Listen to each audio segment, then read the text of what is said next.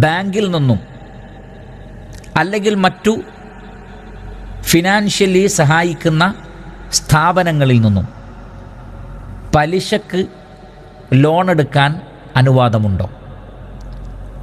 വീട് വെക്കാൻ, അതേപോലെ തന്നെ കച്ചവടം തുടങ്ങാൻ, വാഹനം വാങ്ങുവാൻ, ഇങ്ങനെ വളരെ ദൈനംദിന ജീവിതത്തിൽ അത്യാവശ്യമായ കാര്യങ്ങൾക്ക് നമുക്ക് ബാങ്കിൽ നിന്ന്, ഫിനാൻസ് കമ്പനികളിൽ നിന്ന് പണം പലിശക്ക് വായ്പയായി എടുക്കാമോ? ഇനി അതല്ല, അത് പാടില്ല എങ്കിൽ അതിൻ്റെ ഗൗരവം എന്താണ് എന്ന് വിശദീകരിക്കാമോ? പ്രിയപ്പെട്ട സഹോദരങ്ങളെ, നമ്മൾ മനസ്സിലാക്കുക, പലിശ എന്നുള്ളത് വളരെ ഗൗരവമേറിയ ഒരു വിഷയമാണ്. അല്ലാഹു സുബ്ഹാനഹു വ തആല പലിശ സമ്പ്രദായത്തിനെതിരെ യുദ്ധം പ്രഖ്യാപിച്ചിരിക്കുന്നു. ശ്രദ്ധിക്കുക, പലിശയുടെ ഗൗരവം അതാണ്. പരിശുദ്ധ ഖുർആനിലെ സൂറത്തുൽ ബഖറയിലെ 278, 279 ആയത്തുകൾ ശ്രദ്ധിക്കുക. അല്ലാഹു സുബ്ഹാനഹു വ തആല പലിശയെ നിരോധിച്ചുകൊണ്ട് മുസ്ലിമീങ്ങൾക്ക് ഒരു നിലക്കും പലിശ വാങ്ങാനോ കൊടുക്കാനോ പാടില്ല. പലിശ സമ്പ്രദായം മുസ്ലിം ഉമ്മത്തിൽ പാടില്ല, ഒരു ഉമ്മത്തിലും പാടില്ല. പക്ഷേ നമുക്കറിയാമല്ലോ, ഇസ്ലാമിക നിയമങ്ങൾ പാലിക്കുന്നത് മുസ്ലിമീങ്ങൾ മാത്രമായിരിക്കും. അല്ലാഹു സുബ്ഹാനഹു വ തആല അതിനെ നിഷിദ്ധമാക്കിക്കൊണ്ട് അല്ലാഹു സുബ്ഹാനഹു വ തആല പറയുന്നു, യാ അയ്യുഹല്ലദീന ആമനു, ഈമാനുള്ളവരെ, അല്ലാഹുവിലും പരലോകത്തിലും വിശ്വസിക്കുന്നവരെ, ഇത്തഖുല്ലാഹ്, നിങ്ങൾ അല്ലാഹുവിനെ സൂക്ഷിക്കണമെന്നാണ്. അങ്ങനെ പറഞ്ഞുകൊണ്ടാണ് ഇത് ആരംഭിക്കുന്നത്. അപ്പോൾ അല്ലാഹുവിനെ ഭയപ്പെടണം, അല്ലാഹുവിനെ സൂക്ഷിക്കണം, അവരുടെ ശിക്ഷയെ നിങ്ങൾ ഭയപ്പെടണം നിങ്ങൾ മുഅ്മിനുകളാണെങ്കിൽ. വദറൂ മാ ബഖിയ മിനർ റിബ, പലിശയിൽ നിന്ന് നിങ്ങൾക്ക് കിട്ടാനുള്ളതെല്ലാം നിങ്ങൾ ഉപേക്ഷിക്കണം. കാരണം ഇതിനു മുമ്പ് നിങ്ങൾ പലിശ വാങ്ങുകയും കൊടുക്കുകയും ചെയ്തിരുന്നു. എന്നാൽ ഇസ്ലാം ഇത് അതിനെ നിരോധിക്കുന്നു. പലിശ സമ്പ്രദായം പാടില്ല. അതുകൊണ്ട് ആരോടെങ്കിലും നിങ്ങൾ പലിശ വാങ്ങാൻ ബാക്കിയുണ്ടെങ്കിൽ അത് വിട്ടുകളയണം. ഇൻ കുൻതും മുഅ്മിനീൻ, നിങ്ങൾ മുഅ്മിനുകളാണെങ്കിൽ നിങ്ങളിനി പലിശ വാങ്ങാനോ പലിശ കൊടുക്കാനോ അതുമായി ബന്ധപ്പെട്ട വിഷയങ്ങളിൽ ഏർപ്പെടാനോ പാടില്ലാത്തതാണ്.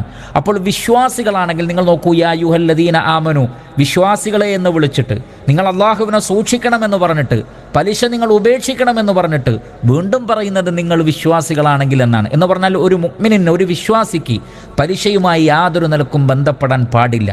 എന്നിട്ട് അല്ലാഹു സുബ്ഹാനഹു വ തആല പിന്നീട് പറയുന്നത് ഇതിനേക്കാൾ ഗൗരവമാണ്.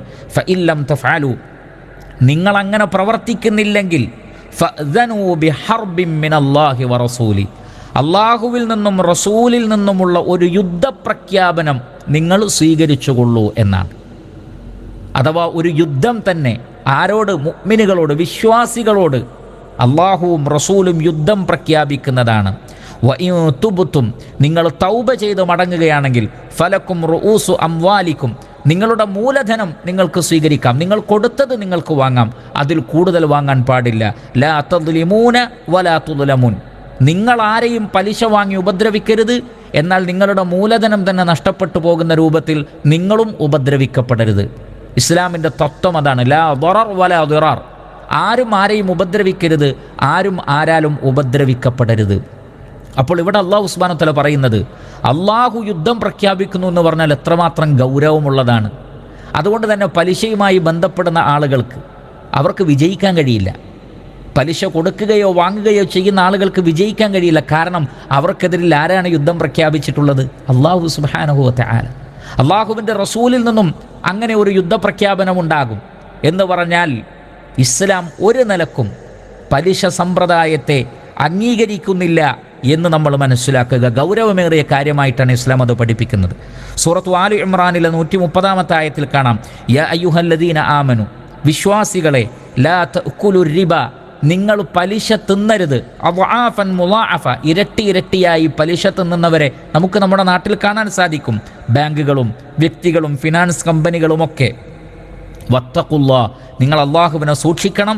ലഅല്ലക്കും തുഫ്ലിഹൂൻ, എങ്കിൽ നിങ്ങൾക്ക് വിജയിക്കാൻ സാധിക്കും.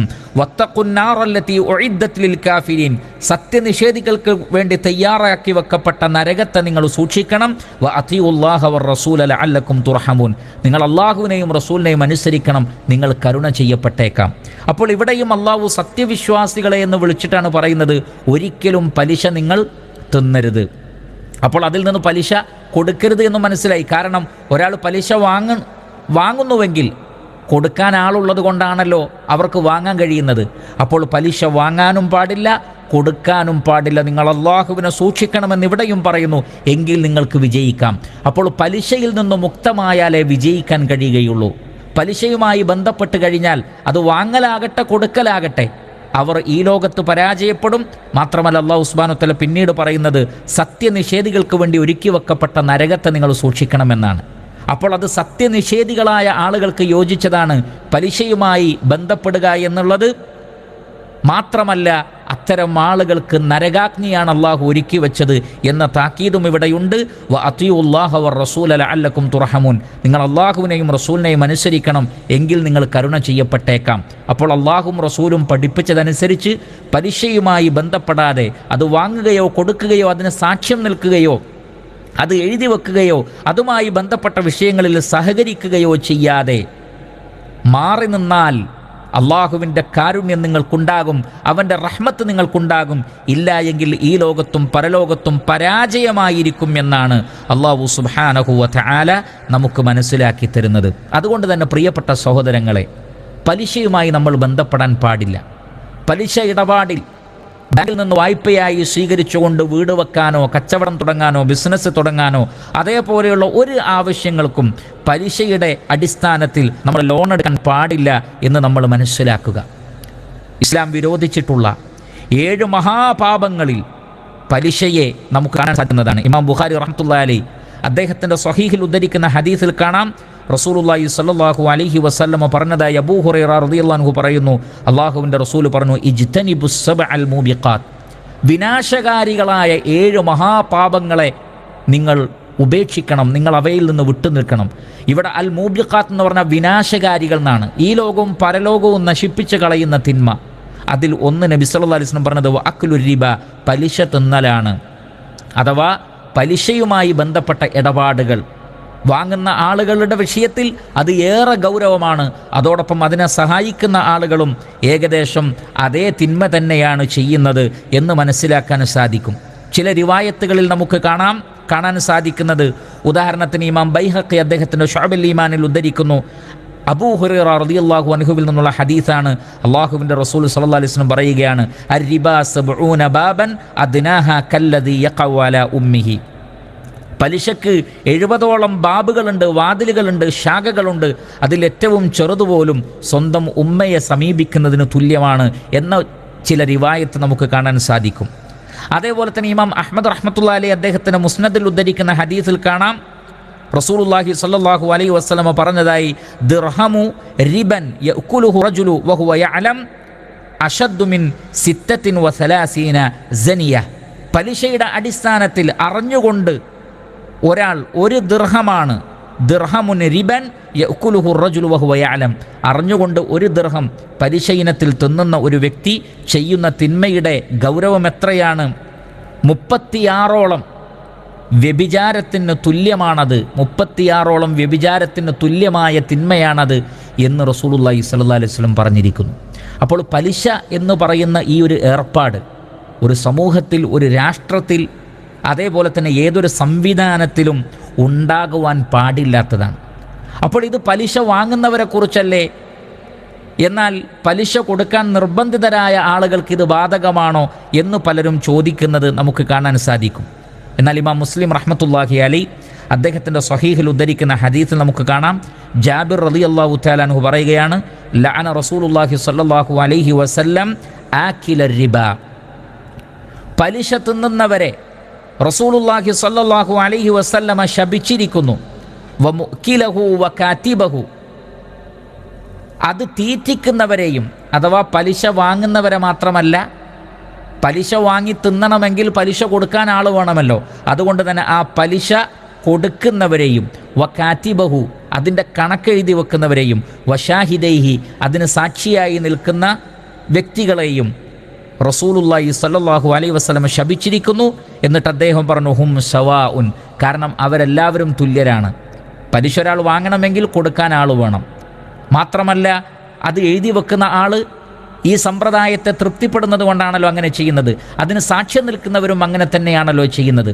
അപ്പോൾ പലിശ എഴുതി വെക്കുക, അതുമായി ബന്ധപ്പെട്ട ഇടപാടുകൾ ചെയ്യുക, അത്തരം ജോലികൾ ചെയ്യുക, അതിന് സാക്ഷികളാവുക, പലിശ കൊടുക്കുക, പലിശ വാങ്ങുക, എല്ലാം സവാഉൻ തുല്യമാണ് എന്നാണ് റസൂലുള്ളാഹി സ്വല്ലല്ലാഹു അലൈഹി വസല്ലമ നമുക്ക് മനസ്സിലാക്കി തന്നിട്ടുള്ളത്.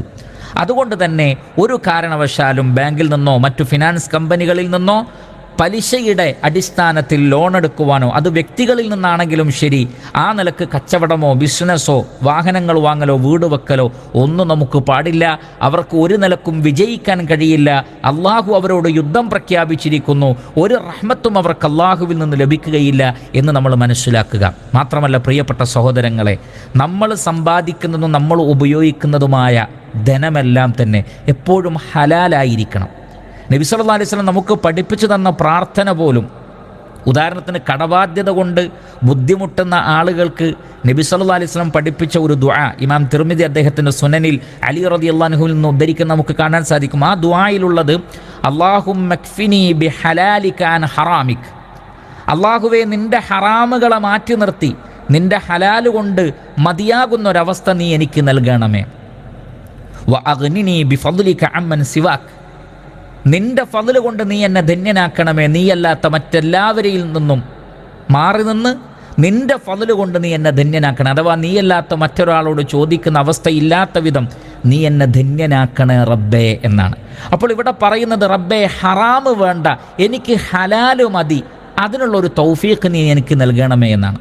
പലപ്പോഴും ആളുകൾ ഈ നിലക്ക് പലിശയുമായി ബന്ധപ്പെടുന്നത് പലപ്പോഴും ഹറാമുകളായ കാര്യങ്ങൾക്കാണ്. അതേപോലെ തന്നെ പലതും വ്യാമോഹമാണ്, പലതും ദൂർത്തടിക്കലാണ്. യഥാർത്ഥത്തിൽ ഒരു സത്യവിശ്വാസിയുടെ ഏറ്റവും വലിയ പ്രത്യേകത അള്ളാഹു നൽകിയതിൽ സംതൃപ്തനാവുക എന്നുള്ളതാണ്. ഹലാലായ വഴികളിലൂടെ മാത്രം സമ്പാദിക്കുക. നമ്മുടെ കച്ചവടം, നമ്മുടെ ബിസിനസ്, നമ്മുടെ വീട്, നമ്മുടെ വാഹനം, നമ്മുടെ വസ്ത്രം, നമ്മൾ ഇടപെടുന്ന എന്തെല്ലാം കാര്യങ്ങളുണ്ടോ, നമ്മുടെ ഭക്ഷണം എല്ലാം തന്നെ തീർത്തും ഹലാലായിരിക്കണം.